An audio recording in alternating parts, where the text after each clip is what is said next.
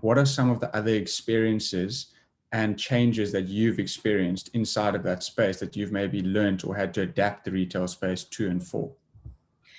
So the most was probably the shift from physical only to a totally omni-channel, multi-channel, ever-connected commerce space.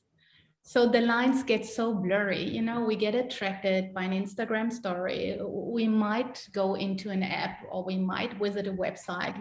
We visit the physical event, and then we decide to choose from a certain company. So that was the biggest shift, that in the beginning, when online started off, many companies have said, that's a trend that will go away.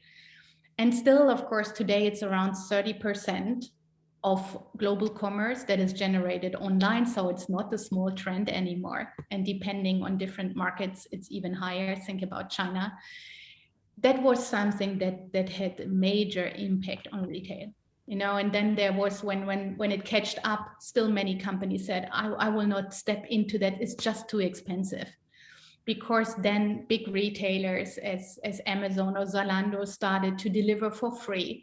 The traditional retail was really challenged to say, how should we ever subsidize that? It's so much, and handling all the returns, etc. So there was a huge organizational question around how to handle it.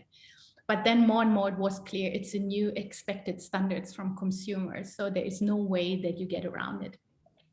And today you see it's ever evolving. So if you think how important live commerce is, in the past that would have been TV shopping or home shopping, if some of the listeners still remember. But today it's just live commerce. And whether it's by influencers or ordinary people that just recommend things, or it's companies that host certain events. So that is something that becomes ever important. And of course, then you need to understand what is then the role of my physical retail.